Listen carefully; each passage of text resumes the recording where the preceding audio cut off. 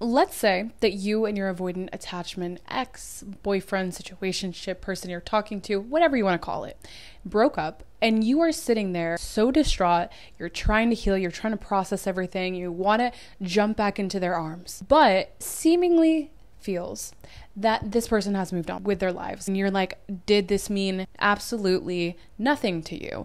Why are you so easily able to move on from this? While I'm over here devastated about what just happened. I'm going to walk you through the whole process, the stages an avoidant attachment goes through after post-breakup.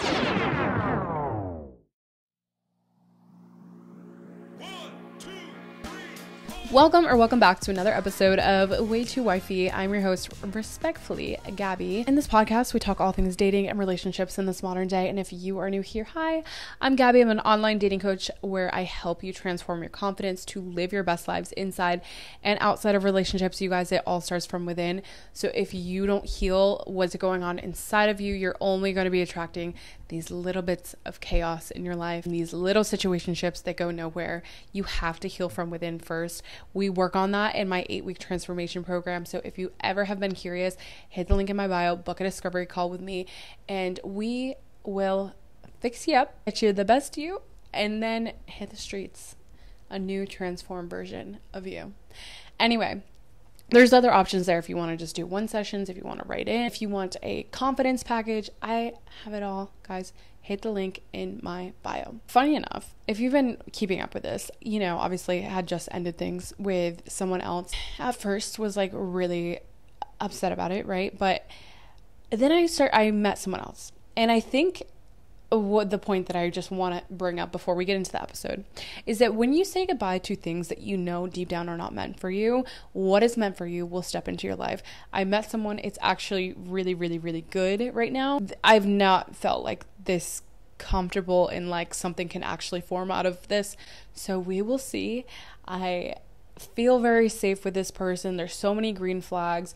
Just a very, very wholesome, genuine person that would do anything for anyone. And that's the type of person that I want in my life. We will see. Obviously, it's very early days, but I've heard nothing but great things. I actually met through a mutual friend. Stay tuned on that. Anyway, enough about me. Let's get into the episode. We're going to talk about the stages that your avoidant boyfriend or whoever you're dating, that avoidant person that gave you all the love in the beginning. You felt like they were so in love with you. You felt it was it for them. Like they have never experienced something so magical in their lives. They gave you all of their love. They poured their heart, their soul out to you. And then all of a sudden, out of nowhere, they seem to go ghost. They seem to back off. And you're stuck there with an emotional whiplash because you don't know what just happened in their head.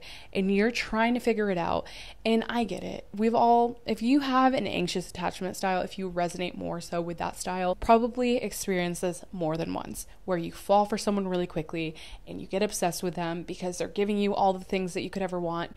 And then they pull back their energy. Whether that's within a couple weeks, within a couple months, within a couple years, it always happens at some point because the dynamic is based on your trauma bond. You can make it work. Let me just say that. An anxious and avoidant can work. It is very rare. It is something that you actively have to work on, and both parties have to be willing to put in the effort. If you're the only one putting in the effort, you're in a lopsided relationship. It will absolutely fail every single time. When this happens and you start the healing process, everything, let's say it came to a dead end, and whether you have officially broken up, and I would say that in an avoidant person ends the relationship in a few different ways. What you need to understand about an avoidant person is that they don't like confrontation. They will do anything to avoid that uncomfortable conversation. Let me actually just add in really quick. If you start to feel the changes, like something is off, they're starting to act differently, something's off, I can feel it inside of me, and you're like, you internalize these feelings and you start to get more anxious and you start to think, oh my God, did something happen? Are they talking to someone else? What's going on? And they're swearing up and down that they are just busy. And an avoidant attachment person will end a relationship in two different ways. One being, they'll start to make excuses on a continuous basis with you. So if you want to hang out with them, you're like, hey, I really want to hang out, I really want to see you. eventually they keep making excuses on why they can't hang out with you, why they can't see you. I'm just so busy, I have this going on, yada, yada, yada, yada.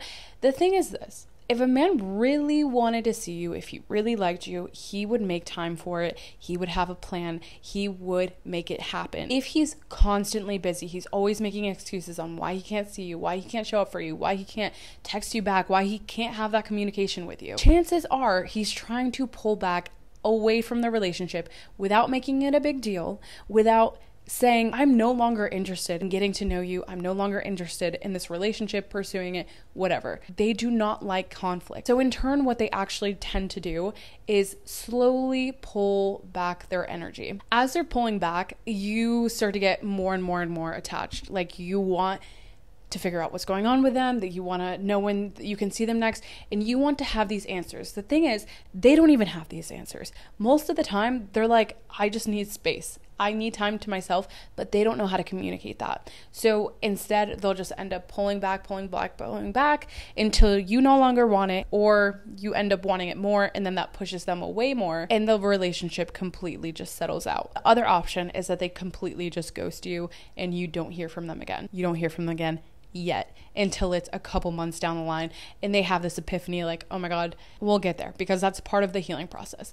Anyway, what is actually going on after the breakup? Because I think so many times, especially as like someone who has resonated with the anxious side, you start to panic because you're like, I can't believe this person's able to move on so quickly. They're going out, they're doing this. Did I not exist to them? Why was it so easy for them to just pick up and move on with their lives? Whereas you're sitting here and you are panicking in your head. You're freaking out because you're like, I don't know what just happened. I felt like everything was going fine. I thought everything was good. And then all of a sudden they just kind of ended it. As you're freaking out on your mind, this is kind of part of your healing process. But on their side, I just want to let you know an anxious attachment and an avoidant think very differently. They heal very differently. They go about things very differently.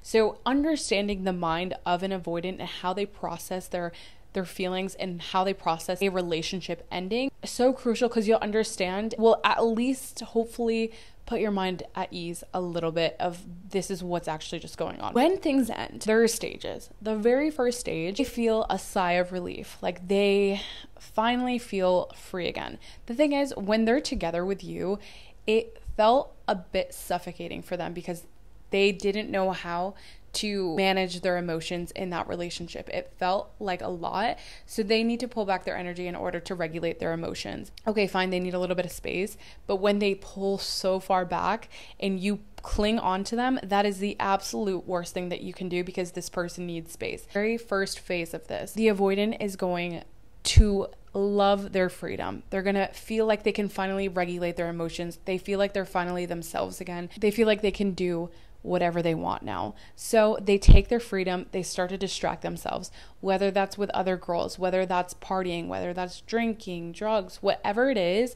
They go out, they have a good time, they distract themselves, they're on the apps, they're trying to get validation elsewhere. They want to distract themselves with other things. And let me just say that it has nothing to do with you at all, because it seems like they've moved on when in actuality they're just trying to distract themselves because they don't know how to actually regulate their emotions. So while they're going through this process and they feel like this sense of newfound freedom, might start to go out more and other things, and you're like, oh my God, how did they move on? They haven't actually moved on. They just haven't processed their feelings. And if you start to react to this by drawing closer to this person, you're really hurting the relationship even more. You're restarting the clock of when you can finally heal and when they can finally heal, drawing an even bigger wedge between the relationship because you're not giving the space that they so desire in that time period. This is actually the worst time that you can reach out to them. They don't move on so quickly. They just avoided you so easily. And then another thing is, they never like to fully close the door on the relationship, because if they fully close the door and they say to you, hey, I'm no longer interested, I don't want to do this anymore, I'm done getting to know you, I don't see this going anywhere, they want to leave that door open so they can possibly slip back in when they do regulate their own emotions, and when they do want to, come back in, like they think this is a revolving door. But it's not, okay? And we're going to get there. But you need to know is that the fact that he didn't officially end this and he just ghosted you, or he just took a step back, he means he thinks he can come in whenever he wants. But let's move on to phase number 2. Phase number 2 is when he starts longing for you. Okay, everything's kind of settled down. He starts to feel like himself again. He's this newfound person.